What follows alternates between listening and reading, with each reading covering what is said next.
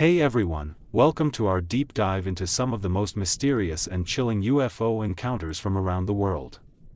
Over the next hour, we'll explore eyewitness accounts, unexplained phenomena, and stories that will make you question what's really out there. Before we begin, I want to know where you all are watching from. Drop your city or country in the comments below. It's always fascinating to see how our audience spans across the globe. Exactly. So ask yourself this, what if the biggest spiritual secrets weren't in some ancient scroll, but maybe found inside a damaged alien craft, right out there in the New Mexico desert? That's precisely the premise we're diving into.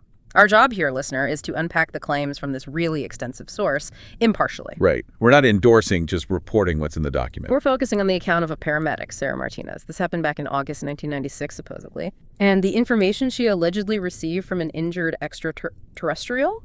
Zara, yes. And the core idea is mind-bending, things we call miracles, faith. The source claims it's all actually advanced cosmic technology. It completely blurs the line between, well, science and spirituality. Fundamentally challenges it, yeah. Okay, so let's dig in. We absolutely have to start with the witness, Sarah Martinez herself. Because, her credibility is kind of central to how the source frames everything. It is. The narrative hinges on her. She was 43 at the time, a paramedic in Socorro County, New Mexico. And crucially, she had 22 years of experience. Yeah. We're talking high-stress, real-world medical emergencies. Yeah, the source goes out of its way to paint her as the opposite of a typical UFO witness. Extremely practical. Scientifically skeptical, almost clinical about things. And known for being incredibly calm in a crisis. Like the person you want showing up when everything's gone wrong. Not someone you'd expect to, see aliens. That profile is key. Her competence is the anchor. The source also mentions her background raised Catholic. Solid faith, but practical. It had evolved over the years. Into something more universalist. Exactly. Her working philosophy was basically, God works through people helping people. Reducing suffering, that was sacred work to her. So competent, skeptical, but also maybe open in a practical way. That's how the source presents it. This blend, it suggests, made her uniquely prepared for what happened next, prepared to receive this info, even with her skepticism. Which brings us to this interesting detail about her colleagues. While Sarah chalked up her diagnostic skills to just experience and careful observation, her coworkers saw something else. Yeah, they described it as an almost supernatural intuition, a sixth sense even. Right. Sensing problems machines missed, making calls based on a gut feeling that always turned out right. She attributed it to experience, but they saw something more. And the document uses this. It subtly suggests she was already operating, maybe unconsciously, with some of the abilities Zara would later describe. Like tapping into that consciousness-matter interface without realizing it. Perhaps. The source implies her medical training sharpened her focus, but decades of empathy and care developed these latent skills. It wasn't sudden. It was honed over years. Yeah. Okay, so that sets the stage for the event itself. August 17th, 1996. Very specific time. 3:42 a.m. Middle of the night. She's driving home, totally exhausted after a long, tough shift. And she sees lights. Luminous shapes in the desert sky, moving strangely, erratic, silent. Her rational mind tries to explain it away. Exhaustion, maybe weird headlights, planes. But the movements didn't fit. Defied any aeronautical logic she knew. Too fast, stopping on a dime, no sound at all. And then it shifts. One light starts to falter. It seems to be struggling, like it's desperately trying to stay in control. She recognizes this pattern. It's not just a sighting anymore. It looks like something's in trouble. It descends quickly, goes down behind some rocks a couple of miles away, and her training just kicks in. 22 years of emergency response override everything else. She doesn't think alien invasion. She thinks potential crash, potential casualties. And this is 1996, remember. Rural New Mexico. No cell service out there. She's completely alone. Her choice is stark. Drive back 20 minutes to the station to report something unbelievable, or go investigate immediately. Possible rescue versus protocol. Her medical ethics: 1, search and rescue first. Prioritize whoever or whatever might be in that craft. A critical decision. So she heads towards the location, and when she gets there, it's not what she expected at all. Right. The source stresses this. No wreckage, no twisted metal, no spilled fuel, no signs of a violent impact. Instead, she finds this circular area, vegetation bent outwards perfectly evenly. Like something settled down carefully, using some kind of force field maybe, not slammed into the ground. Intentional, even if it was struggling. And right in the middle of that circle, Her flashlight finds the figure. About 6 feet tall, the source says. Delicate build, unusual skin, features described as vaguely human, injured but conscious. This is Zara. And Sarah's first instinct, still the paramedic. She approaches to check for vitals. Exactly. Purely medical. She reaches out, touches a pulse point. And that's the moment. That's the moment. Zara opens her eyes, large, expressive eyes. The source notes, and Sarah hears a voice. Clear, soft, but inside her head. Telepathy. Undeniable. Immediate. Zara identifies herself, confirms she's hurt, but then immediately changes the priority. Says she needs care, but there are important things she has to reveal. About human spiritual history. Yeah. Sacred figures. Yes. Shifting from a rescue scenario to, well, a download of cosmic information. Zara apparently recognized this might be the only chance. Cutting right through Sarah's likely panic, Zara explains, this is our natural form of communication. And sensing Sarah's turmoil, maybe her Catholic background surfacing, Zara anticipates the big question. Sarah asks about figures like Jesus. And this is where the UFO report becomes something entirely different, a revelation. And Zara's answer is the absolute core of this whole document. She says Jesus was not merely human. But what does she say he was? She says he was what my civilization calls a starseed. Which, I mean, that just opens up a whole universe of questions. Okay, a starseed. We really need to spend some time on this. This is the linchpin, right?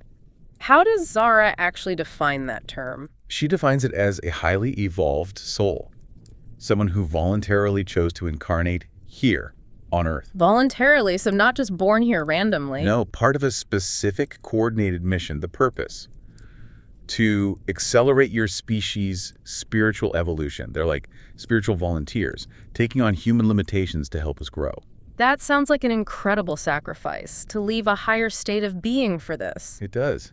And Zara gives an analogy to help Sarah grasp it. She says, imagine an adult voluntarily choosing to return to the consciousness of a small child to help other children learn and grow. Wow. This is the level of sacrifice that Jesus' soul made. It implies a huge step down, consciously, just to meet humanity where it was. That really reframes the traditional narrative. If Yeah. this is true, what does it mean for ideas about, divinity or the atonement? Well, the source doesn't directly attack those doctrines, but it focuses intensely on Jesus' role as a teacher, a demonstrator, showing humanity its own potential, not being some inaccessible exception. So his suffering wasn't just about sacrifice in the traditional sense, but maybe the inherent difficulty of such an advanced consciousness operating in our dense reality. That seems to be the implication. The cost of the mission, the friction between that higher awareness and the limitations here. And this wasn't just a one-off event, according to Zara. Jesus wasn't alone in this. No, not at all. He was part of a much larger program coordinated over millennia.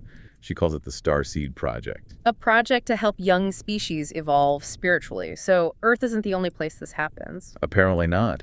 The source suggests this is a standard galactic or universal program. And other figures we venerate, Buddha, Krishna, various prophets, saints. They were starseeds too. That's the claim. All advanced souls, part of the same project, each introducing knowledge tailored for their specific time and culture. Different teachings, like the Eightfold Path or the Ten Commandments, but the same underlying goal. Spiritual acceleration.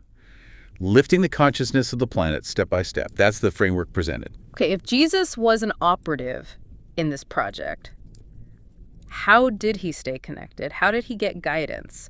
The source mentions communication. Yes, Zara claims he maintained constant telepathic communication with what you might call a cosmic council. A cosmic council. Yep. So his prayers, his time alone. Radically reinterpreted. What we read as prayers and meditations, Zara says, were often sessions of direct communication with us, receiving guidance, strategy updates. His piety was, in effect, communication with his mission control. Functionally, yes, according to this source. When he withdrew to the desert or went up a mountain. He wasn't just reflecting, he was attending interdimensional conferences. That's the phrase used. Receiving complex information that his advanced consciousness then had to translate into simple parables, simple instructions like, love your neighbor. Which, in this context, sounds less like just good advice and more like operational instructions. Precisely. The operational code for the mission, delivered through him because his purity or dedication ensured the message wasn't distorted. He was a clear channel. Okay, so that establishes the who Jesus as a starseed operative. But the really revolutionary part is the how, the miracles. Zara claims they weren't supernatural. Not suspensions of natural law, no. This is where the technology aspect comes in hard. She calls them applications of advanced spiritual technologies, things he mastered through his expanded consciousness. And the kicker is, these are capacities anyone can learn, theoretically. With enough consciousness development, Jesus was the living proof, the example. Showing humanity its own latent potential, not performing magic tricks. Exactly. It shifts the focus from worshiping an exception to realizing our own capabilities. So let's get into the nuts and bolts. The core technology Zara mentions is the consciousness-matter interface. What does that actually mean? Sarah, the paramedic, would need something concrete. Right. It's described as mastering principles that allow direct manipulation of energetic systems through focused conscious intention. Mind over matter, basically, but explain technologically. In essence, yes. Bridging the gap between thought, pure consciousness, and physical reality. Your thought becomes the power source. Your focused intention is the command. Okay, how does that apply to healing them? Zara claims Jesus diagnosed by perceiving energetic patterns. Yes, not just physical symptoms. The idea is that every living thing has an energetic blueprint for perfect health. Disease is a distortion, a dissonance in that pattern. Like a wrong note in music. Good analogy. And Jesus, with his expanded awareness, could perceive that dissonance and, using focused intention, the consciousness-matter interface, instantly correct the pattern, restore harmony. Which would manifest as physical healing. Okay, that aligns with Sarah's own supposed intuition, seeing things beyond the physical. It connects those dots, yes. Now, what about the really big ones? Multiplication of loaves and fishes, molecular reorganization. That sounds like pure sci-fi. It does. The source claims he literally reorganized molecular structures using focused thought. How is that even possible within physics? Well, the implication is that matter, at its root, is just energy vibrating in specific patterns. You master the interface, you can use consciousness, a refined energy frequency, to affect those patterns. So, like, consciously manipulating subatomic particles, injecting energy or mass from some universal field to create copies. Something like that. High-level conscious control over fundamental reality. Like instantaneous, mind-driven nanotechnology, reorganizing atoms and molecules. It challenges basic assumptions about conservation of mass, suggesting energy mass can be drawn from the consciousness field itself. Astounding. And resurrection, reversing death. Explained as the most complex application. Reactivating biological systems with directed consciousness energy. But only if death is very recent, before the energetic blueprint fades. Right. If the soul hasn't fully separated, if the pattern is still somewhat intact, a powerful focused energy infusion could potentially restart biological processes, overriding decay. Yeah. Like the ultimate energetic defibrillator. Okay, healing, multiplication, resurrection, these are incredible powers. But Zara emphasizes one technology above all others. Yes, love. But not love as we usually think of it, not just an emotion. No, Zara defines it technically. It's the most powerful spiritual technology that exists in the universe. Wow. And the fundamental energetic frequency that maintains all creation in harmony. Love as physics. That's the claim. It's quantifiable, it's vibrational. So when Jesus said, love one another, It wasn't just moral advice, it was a technical instruction. a precise technical instruction, Zara says, on how to access this universal medicine. How does that work technically? The source states, genuine love generates specific energetic frequencies that automatically align biological systems with patterns of perfect health. Love creates harmony energetically. It heals dissonance. So all his teachings about forgiveness, compassion, love, they were actually operational laws for using this core spiritual technology. That's the radical reframing presented in this document. Love isn't just nice, it's powerful. It does things. Okay. I can only imagine how Sarah, the pragmatic paramedic, is processing all this. 22 years of conventional medicine and now this. From an injured alien, she must have been on the verge of collapse. Absolutely. The source really details her internal crisis. Waves of doubt, fearing she was having a breakdown, maybe developing schizophrenia. Her whole worldview, her scientific training was just shattering. Total revolt in her rational mind. Stuck between the undeniable physical presence of Zara and the sheer impossibility of the information. And she had practical fears too, right? Losing her job, maybe being locked up for hiding this creature, and just the basic, why me? Why pick a paramedic? Exactly. Why not a top physicist or a theologian? The source suggests this intense internal conflict, this existential vertigo, was actually necessary. It had to break down her rigid mental structures to make space for the new framework. So Zara recognized this deep skepticism wasn't just denial. It was rooted in Sarah's professional integrity. Right. So Zara offers proof, not just words, but direct personal demonstrations targeted at Sarah's medical and scientific understanding. Physical proof of these spiritual technologies. What was the first one? Energetic diagnosis. Zara scanned Sarah without physical contact, just moving her hands near Sarah's body. And what did she find? She pinpointed two very specific, subtle conditions Sarah herself had almost forgotten. Mild chronic inflammation in her right knee from a fall when she was 16. Wow, that's specific. And an internal scar from an emergency appendectomy when she was 28. Things you wouldn't see from the outside, things Zara couldn't possibly know conventionally. But things Sarah knew were absolutely true, confirming Zara could perceive those energetic patterns beyond any standard medical imaging. Precisely. Proof of concept hitting very close to home. Okay, what was next? Demonstration 2. Plant healing. Challenging biological time. Zara focused energy on a wilting fern Sarah had nearby. And Sarah watched it. Visibly revive. Straighten up, brighten in color, even sprout new shoots within minutes. A transformation that should take weeks. Clear visual proof of accelerated biological processes driven by conscious intention. Okay, what was the third demonstration? This must be a big one for the scientist in her. Molecular reorganization. Directly challenging conservation of mass. Zara took a simple bowl of raw rice and water, placed her hands over it. And Sarah, according to the source, could literally see new rice grains gradually appearing in the water. Appearing out of nowhere. Growing to full size right there, multiplying the quantity of rice by about 3 times. That would break anyone's skepticism. Direct visual proof of the loaves and fishes principle. Matter creation or reorganization by mind alone. Irrefutable physical evidence collapsing her entire framework of physics and chemistry. But Zara didn't just show off her own powers, did she? She involved Sarah. Crucially, yes. The next step was activating Sarah's own potential. Zara guided her to focus, to use that concept of love as the fundamental energetic force. Focus on what? On a small cut on Sarah's own finger. Zara guided her through the process, the intention. Did it work? Sarah watched her own cut heal completely in minutes, proving the power wasn't just Zara's. It was inherent, accessible, latent within Sarah herself. Incredible. But maybe Sarah still worried she was hallucinating all of this, sharing a delusion. A valid concern. So the final proof needed to be external, verifiable, and independent of Sarah's immediate experience. Distant healing. Exactly. Demonstrating the principle Jesus supposedly used. Zara focused energy on a photograph Sarah had of her elderly neighbor, Mrs. Patterson. Who suffered from severe arthritis. Yes, chronic debilitating arthritis.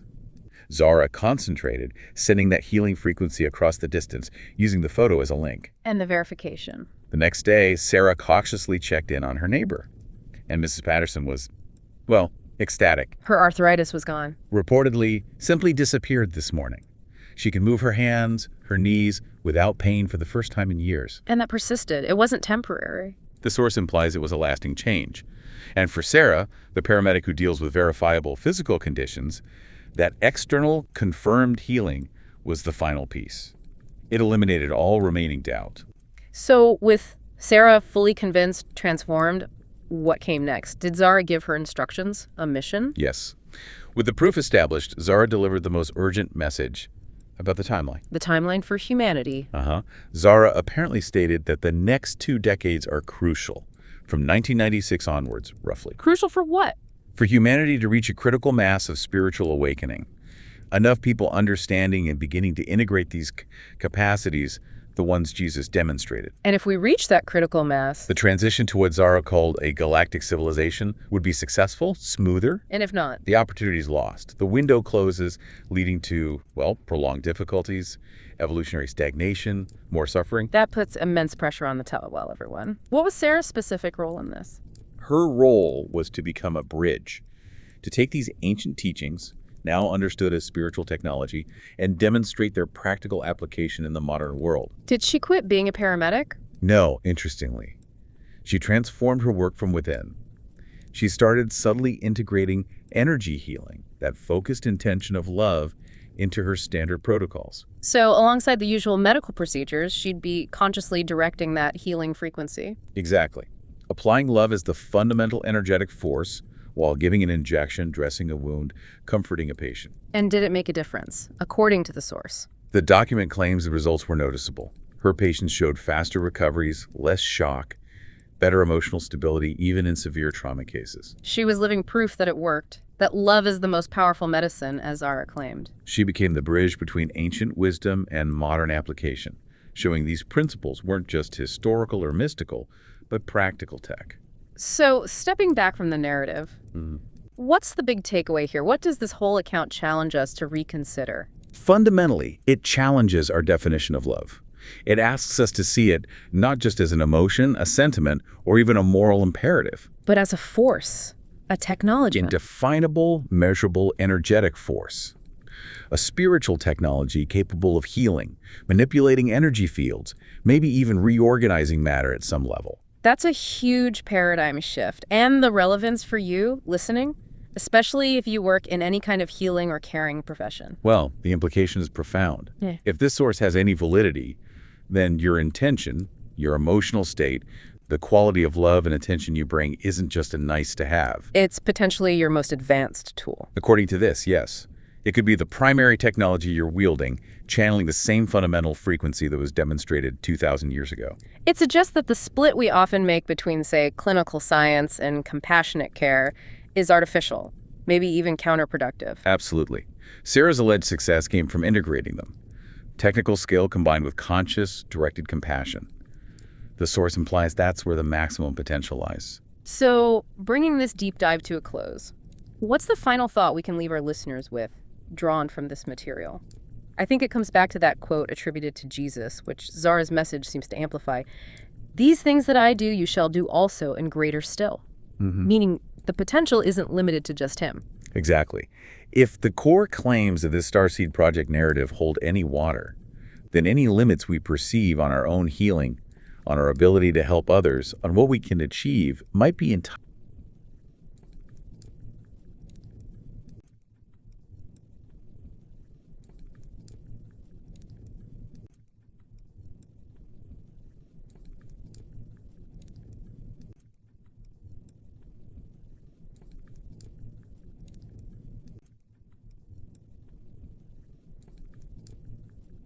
Welcome to the deep dive. Okay, let's just take a moment. Picture this with me. It's November 1984. Cedar Falls, Iowa. Middle of nowhere, practically. Exactly. And it's 3:22 in the morning. It is freezing cold, damp, that bone-chilling quiet where everything feels wrong. Yeah, that oppressive silence. We're diving into, honestly, one of the most unsettling but maybe also profoundly hopeful accounts we've ever looked at. It's from a transcript, the testimony of a rural vet, Dr. James Mitchell. Right. And it's about this injured stranger he finds just abandoned near his clinic in the dead of night. And this isn't just like a weird encounter story. No, not at all. This stranger, this visitor, Yeah. claimed to be from another star system, and the message delivered. It turns everything we think we know about faith, healing, human potential, it just flips it on its head. Yeah, our goal here, this deep dive, is really to try and synthesize what came out of that, to get past the, wow, an alien part, and dig into the actual challenge this visitor, Gail, presented. Because the mission really is to explore how this encounter forces us to look at health, faith, even our own limits, totally differently. It takes things like the miracles attributed to Jesus. Right, the big ones. It says, hang on, these weren't supernatural. They were practical, repeatable. He calls them consciousness technologies. Consciousness technology. Yeah, if you accept that, even just hypothetically, then centuries of religious beliefs suddenly look like an advanced biology textbook we forgot how to read. Okay, let's unpack this, because before we even get to Kale, we absolutely have to understand James Mitchell. The vet, why him? What made him the perfect, or maybe the only person to receive this terrifying revelation? Exactly. We need to get into the man himself, Dr. James Mitchell. Tag guide to me, the crisis of conventional medicine and faith. It's okay. So James Mitchell, he's 43 in 1984, been running his veterinary practice in Cedar Falls since 67. This guy, by all accounts, lived by science, precision, observation. The empirical method, right. That was his world. Totally. He was the vet you called when things got serious, when your farm depended on figuring out what was wrong with an animal. He was known for being incredibly dedicated, meticulous. And he had this whole philosophy about it, didn't he? Pure medicine, he called it. Yeah, that's right. His idea was that animals are straightforward. They don't lie about symptoms. They don't have complex psychological stuff clouding the issue like humans do. No placebo effect in a cow, I guess. Pretty much. For James, it was simple. Identify the biological breakdown, the mechanical problem, and fix it. Problem, solution. His entire professional life was built on that certainty. That was his anchor. But things weren't so certain in his personal life. No, far from it. Well, he was this pillar of confidence professionally. Person he was. Well, adrift. The source material calls him the loneliest veterinarian in the region. Ouch. Yeah. He'd gone through a divorce back in '79. Amicable, apparently, but it left him really isolated. Work was everything. He seemed much more comfortable dealing with, a sick animal's clear-cut problem than the messiness of human emotions. Which makes what happened next even more pointed. Around 1982, this man of science starts falling apart physically. Right. This is absolutely crucial. He develops this mysterious autoimmune disease. Yeah. Progressive, debilitating. What kind of symptoms are we talking? Just relentless fatigue, like can't get out of bed fatigue, joint pain that would migrate, show up in different places, a constant feeling of being unwell, attacks from within. And the irony must have been just brutal. The guy who could diagnose anything in an animal. Couldn't figure himself out. He did the whole circuit specialists, hospitals, endless tests. And what did they find? Basically, abnormal autoimmune activity. That was it. His immune system was attacking healthy tissue. But why? No definitive diagnosis, no effective treatment, just steroids, painkillers, managing the decline. So imagine being him. Your entire belief system, science, medicine, the predictable order of things, it's failing you. Personally, viscerally. And it wasn't just science, it hit his faith too. He was raised Christian, his whole life was about healing, and now he feels completely abandoned. By medicine, by God. Why me? Why is my own body destroying me? So you've got this man who is incredibly knowledgeable, scientifically rigorous, but also deeply broken, desperate, and maybe, just maybe, open to something completely outside the box because the box had failed him. Exactly. He's primed. Competent enough to understand complex ideas, but desperate enough to listen to something impossible. Which brings us to that night. November 14th, 1984, 3:22 a.m. The moment everything changes, from medical drama to something else entirely. James is exhausted, running on empty after a ridiculously long day, and he sees this figure outside near the haystacks, hunched over. Initial thought. Annoyance, mostly. Probably some local drug passed out. But that feeling shifted fast. Something's wrong. The way the figure was shaking, the breathing, really shallow, and the proportions, they were just off. The source mentions eyes larger than normal, a translucent pale quality to the skin. In the dim light from the clinic, it didn't look quite human, like someone with a severe birth defect, maybe. That was his first rational grasp. Okay, a creepy factor definitely rising here. Yeah. But even in that moment, despite his own pain and exhaustion, his core programming kicks in. The vet instinct. Right. When something is hurt and needs help, you help it. Simple as that. He approaches, focuses on the medical need, but the details, they immediately started screaming, impossible. Like what? The clothing, for one. It wasn't denim or canvas or anything recognizable, it felt like. Well, he described it as an interwoven space-age fabric. Super light, but incredibly strong, almost indestructible. Okay, weird. And there was this smell. Faint, but distinct. Not bad. Just alien. Like ozone mixed with something metallic, maybe a little sweet. Hard to place. Utterly unfamiliar. And the injuries, that was the big thing, right? That's where reality really started to fray. These weren't cuts or broken bones. They looked like burns. But not normal burns. More like something had been seared by intense heat. Almost like an energy weapon. Energy burns, the report calls them. Whoa. And they'd been treated somehow, almost instantly cauterized, maybe with some kind of substance that fused the tissue. James, trying to keep his feet on the ground, thought maybe some kind of high-tech industrial accident. That was his rationalization. And the stranger, what did they say? Very little at first. Identified himself only as Cale. Called the injuries machine damage. That's it. But James felt this constant humming sense of unease. He knew instinctively he was dealing with something that didn't fit. Any category, any explanation he had, he was helping this creature whose existence he couldn't even admit to himself yet. #2, Cale's extraordinary nature and the healing paradox. So James takes Cale in, hides him, essentially, for 3 days. Yeah, 3 days. And he's operating in this bizarre bubble of cognitive dissonance.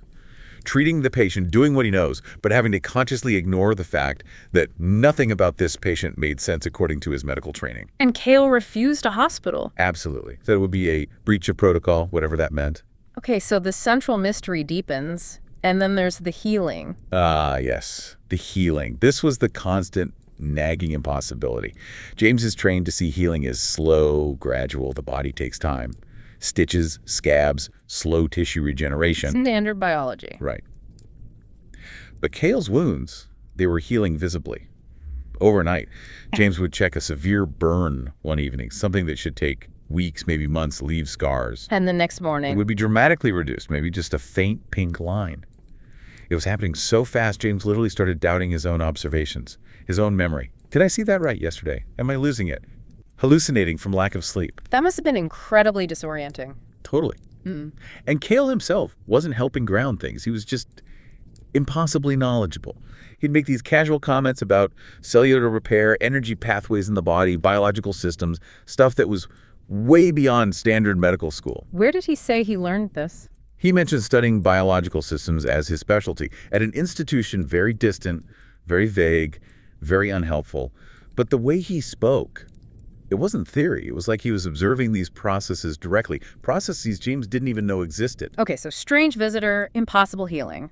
But then Cale turns the tables, right? He starts talking about James's own condition. Exactly. This is where it gets really personal, really invasive. James had kept his autoimmune disease quiet.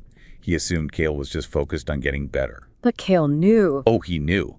And he didn't just know, he spoke about it with this chilling clinical precision. The fatigue, the migrating joint pain, the feeling of internal conflict.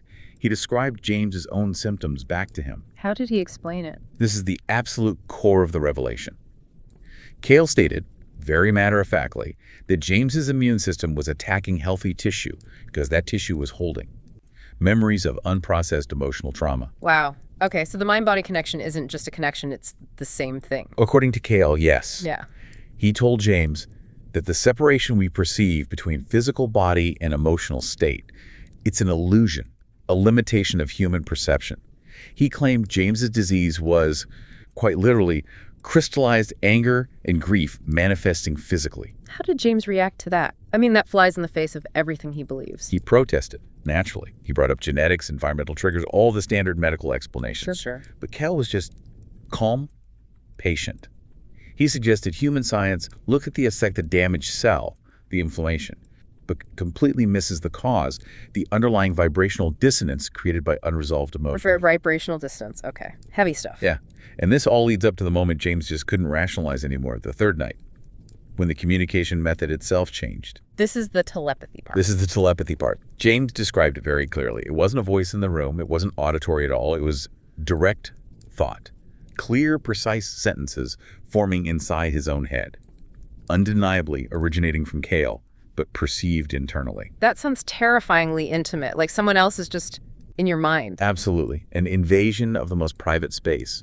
And that's how Cale delivered the final confirmation. His identity. His identity. A traveler from place very distant. A star system your astronomy has not yet discovered.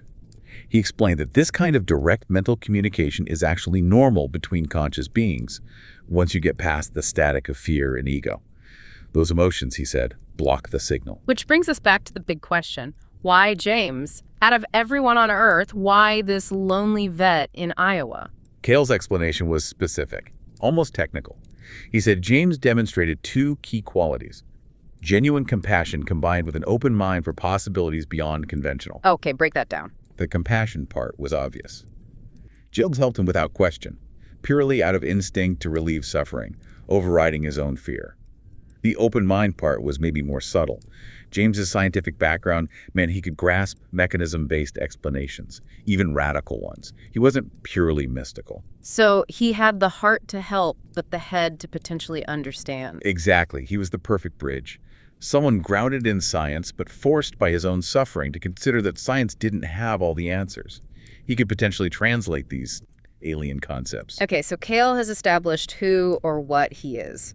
Now we get to the absolute core of this deep dive, the part that reframes, well, potentially everything for people of faith. Cale starts talking about Jesus, using James's own Christian background as a framework. Here's where it gets really interesting. Right, and the central claim is just staggering. Yeah. Kale asserted that Jesus didn't come here to start a religion, collect worshipers, or establish dogma. Then why? He came to demonstrate, to show practical, natural capabilities that are inherent in all human beings. Capabilities our science just hasn't caught up to yet. So the miracles weren't miracles. Not in the supernatural sense. According to Kale, Jesus was a master practitioner of what you might call advanced biological physics. His miracles were applications of natural laws. Okay, let's really dig into this idea Kale presented, consciousness technologies. What does that actually mean? Kale defined it pretty clearly. Specific methods of using focused consciousness and emotional energy to reorganize matter at the molecular level. Focused consciousness, Yeah. emotional energy, reorganizing matter. Yeah. That's a lot. It is. But think about the analogy Kale used. It helps make it less magic and more advanced science. Imagine taking your smartphone back 2,000 years. Right. You show someone in ancient Rome this little rectangle. You talk to someone across the world instantly. You pull up information about anything. You show them a live video of their cousin in Egypt. What would they think? They'd think you were a god. Or wielding powerful magic. Definitely a miracle. Exactly. Because the underlying principles, radio waves, microprocessors, data networks, optics, are completely beyond their understanding. But we know it's just technology. Applied physics. Natural laws harnessed. So Kale is saying Jesus' acts healing leprosy instantly, restoring sight, maybe even turning water into wine were like that. Feats of applied natural law at a level we don't grasp yet. Precisely. Laws operating at the quantum energetic molecular level, where focused intent, that's the consciousness part, and specific emotional frequencies, that's the energy part, act as the inputs, the controls for manipulating biological and physical systems. It's advanced engineering, not divine intervention in the way we usually think of it. Okay. If it's a technology, it must have principles, components. How does it work? According to Kale, this technology stands on two absolutely critical pillars. And the key is we need to stop thinking of these as just nice moral ideas. We need to see them as precise energetic tools. Pillar number 1. Unconditional love. But not just the feeling. Kale described it as a specific high-frequency energetic state. He called it the primary organizing principle for healthy biological matter. Organizing principle. Yeah. Like, it makes cells work better. More than that, when a biological system like a human body is fully resonant with this frequency, it triggers immediate cellular regeneration. It corrects imbalances system-wide. It optimizes immune function naturally. So it's like a reset button. That's a good way to put it. Yeah. Kale used the analogy of a complex instrument like a violin. Life stress, trauma, bad food, negative thoughts. It knocks the strings out of tune. The whole instrument sounds wrong, dissonant. That dissonance physically is disease. Okay. Unconditional love, that specific frequency, is like the perfect tuning fork. When applied, or when the body resonates with it, all the strains instantly snap back to their correct harmonious pitch. It's a literal biological repair command. It's physics. Wow. Okay. Pillar number 2. Equally crucial, equally technical. Yeah. Genuine forgiveness. Again, not just saying, I forgive you. Kale framed this as a practical medical procedure. How so? He explained that negative unresolved emotions, things like resentment, chronic anger, deep-seated guilt, constant self-criticism, aren't just feelings. They are complex, low-vibration, energetic patterns. Signatures. And these patterns, they affect the body. Directly. They don't just float around harmlessly. According to Kale, they create dissonance that literally binds or crystallizes the molecular structure of our tissues. Think of it like energetic sludge building up in the system. Okay, I think I'm following this crystallization. Yeah. What does it do? It blocks the natural flow of energy. It disrupts cellular communication. Over time, this blockage, this persistent dissonance in the tissue, manifests as physical disease. So in James's case, his autoimmune disease. Was the physical result of this crystallization? The unresolved anger towards his ex-wife, maybe guilt about the divorce, perhaps resentment toward his parents, the constant self-criticism about his perceived failures, all that emotional sludge had become physically imprinted in his tissues. And his immune system. It was essentially trying to clean up the mess. It recognized the tissue as compromised, dissonant, unhealthy, and attacked it. The autoimmune response was a misguided attempt to restore harmony by destroying the tissue holding the negative energetic charge. This completely changes how you'd read certain Bible verses, doesn't it? Massively. Yeah. Think about when Jesus says, your sins are forgiven. Kale suggested this wasn't just about spiritual absolution. It was a direct medical instruction. Go on. He was essentially telling the person, You need to consciously release the energetic pattern of guilt, shame, or self-recrimination that is the root cause of this physical illness. Letting go of the sin, the dissonant pattern, was the prescription required to allow the body to reorganize itself back into health. Forgiveness was the key to unlocking the molecular repair. And that famous line, the kingdom of God is within you. Becomes literal biology, not just a feeling or a place after death. It means the power is within you, the divine healing capacity, the access to these consciousness technologies, the ability to self-repair. It's inherent in your own energetic makeup. You don't need an external source. The kingdom, the power is built in. Okay, but hang on. This sounds almost too neat. If this incredible power is inside everyone and Jesus came specifically to teach us how to use it, why don't we know this? Why isn't this common knowledge? Why did medicine and religion go down completely different paths? Was it suppressed? Cale addressed this directly. He suggested it wasn't necessarily some big evil conspiracy, but more of a pragmatic divergence early on. The nascent religious organizations that formed after Jesus' time recognized a fundamental problem. Which was? Control. If divine power, healing power, is only accessible externally through specific rituals, sacred texts, ordained priests, or church officials, then the institution holds all the keys. You need them. Control is maintained. But if every single person has direct, innate access to healing through love and forgiveness, if you can fix yourself by changing your own internal state, then the entire external structure, the church, the rituals, the intermediaries becomes optional, maybe even unnecessary. Exactly. Yeah. Medically and spiritually unnecessary. That's a huge threat to institutional power and longevity. So the knowledge was just sidelined. According to Cale, yes. The original teachings about empowerment and inherent capability were subtly shifted, simplified, made more literal. Jesus became an object of worship, someone uniquely divine and impossible to emulate, rather than a teacher providing a practical blueprint for everyone's potential. It wasn't necessarily malicious, Cale suggested, just institutions acting in their own self-interest to ensure stability and control in a chaotic world. They chose control over empowerment. Okay, so Cale delivers this mind-bending information, and then, what? He just leaves. Pretty much. The source says he was discreetly recovered by others of his kind. No fanfare, no public reveal. Just gone, leaving James Mitchell alone. Alone with this impossible truth, and presumably a clinic room that suddenly looks very normal again. Exactly. And that's when the real psychological battle begins for James. The doubt floods in. Huge waves. It wasn't just questioning. It was like his own mind declared war on what he'd experienced. The source talks about specific waves of resistance, right? Meticulously documented 6 major ones he had to fight through. First was pure reality testing. Like, did that actually happen? Precisely. Was the whole thing just a complex psychotic episode? Was it the stress, his illness, the medication he was on? He seriously grappled with the fear that he was actually losing his mind, that none of it was real. Okay, that's understandable. What was next? The fear of heresy. This hit deep. James was the Christian. Cale's interpretation, Jesus as a master teacher, a demonstrator of natural laws, not necessarily the unique divine Son of God in the traditional sense, felt like betraying his faith. It shook his entire spiritual foundation. What did this mean for his soul? Huge implications there. Then came practical resistance. He tried doing the forgiveness exercises Cale had described. But alone, without Cale's presence or energy or whatever it was, they felt flat, forced, artificial. He couldn't replicate the feeling and started thinking maybe the techniques only worked with Cale there. Maybe he couldn't do it. That's discouraging. Fourth wave, fear of responsibility. This one is often the hardest. If Cale was right, if negative emotions literally caused disease, then James wasn't just unlucky. He wasn't a victim of biology. He had in some way created his own illness through years of unresolved anger and grief. Oof, that's a heavy burden, taking responsibility for your own suffering. It is. It removes the blame aspect from external factors and puts the onus squarely on your internal state. Terrifying for many people. What else? Wave 5, fear of professional and social ruin. Simple practicality. He's a vet in a small conservative Iowa town. People trust him because he's scientific, grounded.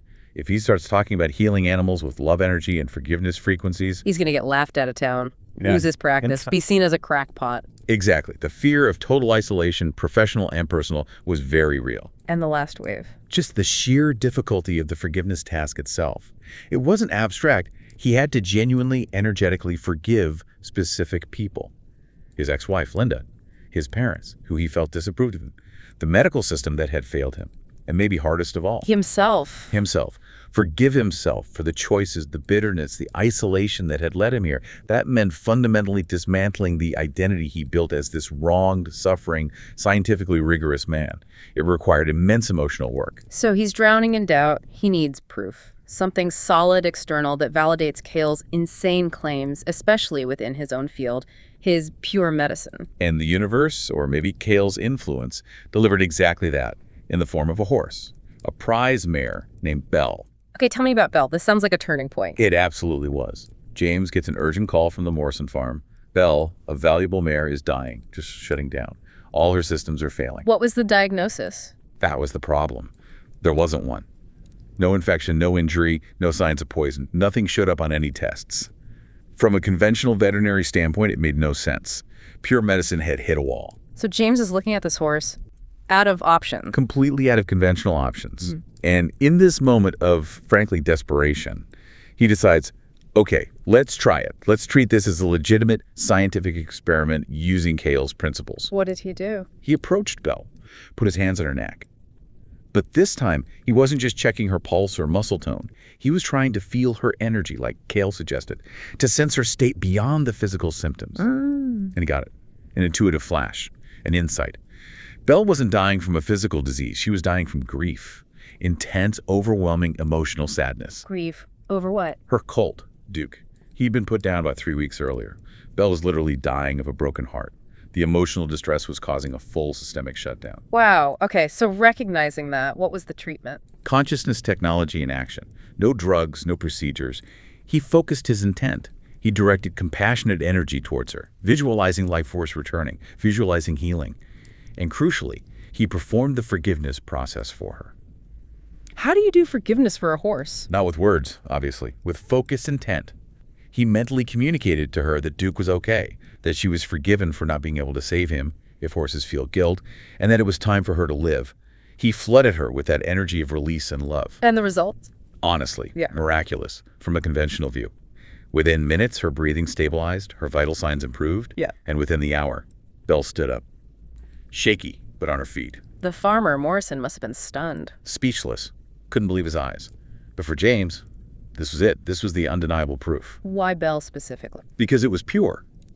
If an animal without complex human psychology could be brought to the brink of death by pure emotion, grief, and then instantly revived by pure focused intent, love and forgiveness, then the mechanism was real. It wasn't placebo. It wasn't psychosomatic in the human sense. It was a fundamental biological response to energetic frequencies. That's powerful. So the external proof clicks into place. Now he has to apply it to himself. Right. Belle gave him the confidence, the validation. Now he turned inward, looking at his own autoimmune disease, not as some random curse, but as, well, as another scientific problem, requiring a different set of tools. The emotional, energetic tools Cale had provided. So he commits to the forgiveness work. Rigorously. He treated it like a scientific protocol, daily exercises, consciously identifying and releasing the crystallized anger towards Linda, the resentment towards his parents, the frustration with medicine, the years of self-blame. He didn't just mouth the words. He focused on feeling the release, dissolving those energetic knots. And did it work? Physically, the results were stunning. According to the source, over the following months, the constant debilitating muscle tension started to ease. The migrating joint pain just faded away. And crucially, his blood work changed. The autoimmune markers that showed his body attacking itself, they stabilized, returned to normal ranges. Without medical intervention. Without new medical intervention. His rheumatologist, Dr. Richard Stevens, apparently reviewed the whole case history, the tests before and after, and called the recovery extraordinary, medically unexplainable, based on the lack of conventional treatment. James Mitchell had healed himself using Cale's technology. He was patient zero and the successful case study, all in one, #tag V, the transformation in cosmic perspective. So James gets his health back, his proof. But the story doesn't end there. His entire worldview had been shattered and rebuilt.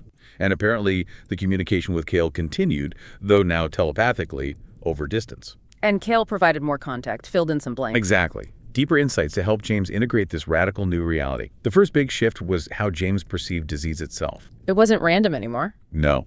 Cale revealed that illnesses aren't just biological accidents or bad luck. They are, in Cale's words, precisely calibrated opportunities for consciousness growth. Wow. A teacher in disguise? That's exactly the phrase used. Disease is a teacher in disguise, guiding the soul or the consciousness, if you prefer, towards lessons it needs to learn.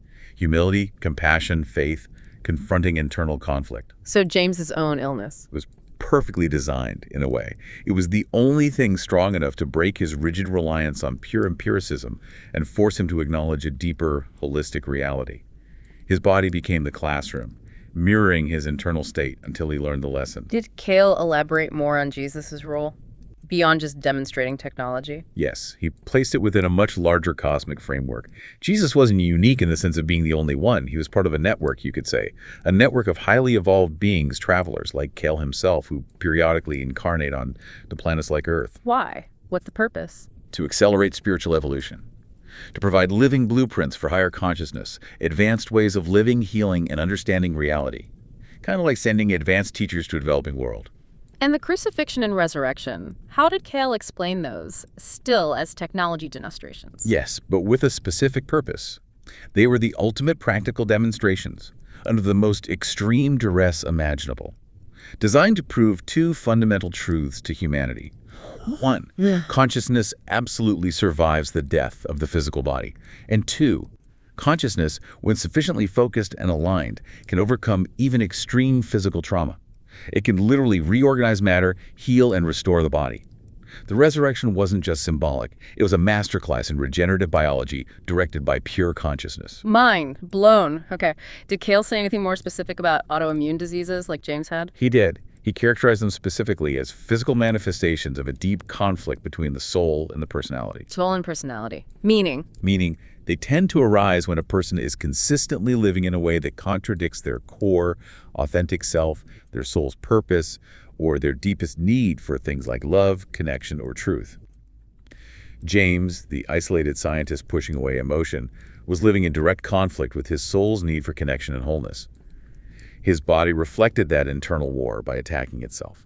So understanding this, how did James change? Did he quit being a vet?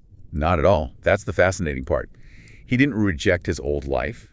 He integrated the new knowledge into it. He became more. Oh. He started developing new senses, or perhaps reactivating dormant ones. The source says he gained the ability to perceive the energetic and emotional imbalances in his animal patients before they showed up as physical symptoms. Like he could read their energy field. Something like that. He could sense if a dog was absorbing its owner's anxiety, or if a horse was physically declining due to stress from environmental changes the owner hadn't noticed. It gave him a whole new diagnostic layer. So he became this bridge between two worlds. Perfectly put. A bridge. He still used his scientific training diagnostics, surgery when needed, but he combined it with this deeper understanding of energy, emotion, and consciousness. He started treating the whole animal, the energetic system, not just the physical symptom. And his result Reportedly improved dramatically. His clinic became this quiet demonstration that science and spirituality, or maybe science and consciousness, aren't opposed. They're complementary aspects of a single reality. He was using the physics of unconditional love alongside the scalpel. Did Cale offer any predictions about where human medicine is headed? He did. He suggested that what James rediscovered is the future trajectory for all human medicine. It might take generations, but inevitably these principles will be integrated. In what way? We'll eventually see doctors trained not just in pathology, but in energetic diagnosis. Hospitals won't just treat the body. They'll have mandatory protocols for addressing the spiritual and emotional dimensions of illness. Things now considered alternative energy healing, vibrational medicine will become mainstream simply because the biological reality of the mind-body-spirit connection becomes scientifically undeniable. So James Mitchell, the vet from Iowa, his quiet work was kind of a preview of coming attractions. In a way, yes. His legacy isn't loud, but it's profound. He showed what's possible when one person is willing to break down the artificial walls between science and spirit, mind and body. He didn't just have an encounter, he embodied the transformation. And his idea of prayer must have changed too. Completely. It stopped being about asking a distant God for favors. It became an act of alignment, consciously tuning himself, his own energy field, to resonate with those higher frequencies of love and healing that Cale talked about. He realized healing wasn't something given from outside, but something accessed from within through integration. Okay. Wow. So if we connect this to the bigger picture, what Cale revealed and what James lived, It really comes down to this unsettling but incredibly hopeful message, doesn't it? It really does. That the power we often project outwards onto gods, prophets, miracle workers is actually latent within us. It's accessible. But the access codes aren't dogma or ritual. They are the practical, energetic application of genuine, unconditional love and deep, authentic forgiveness. The consciousness technologies Jesus demonstrated weren't exclusive miracles. They were blueprints, waiting for us to rediscover them. Exactly. And, you who are listening right now, you live in a really interesting time. The lines between physics and consciousness, medicine and mind, they're blurring faster than ever. Scientists are actually measuring the effects of intention, of emotion, on physical systems. It's becoming less woo and more observable. Right. So the final question really is for you listening. If you've ever had that gut feeling, that sense that your body really does respond to how you think and feel, if you've noticed that connection. Are you ready to consider that maybe those healing abilities we read about, the ones demonstrated by figures like Jesus, weren't unattainable divine magic? But were actually technologies of consciousness. Available, maybe, for anyone willing to look beyond the limits of conventional thinking, to explore the power inherent in love and forgiveness, not just as feelings, but as forces. Maybe the only real limits are the ones we accept about our own potential. The potential James Mitchell, the vet from Iowa, unlocked after a terrifying transformative encounter with a visitor from the stars.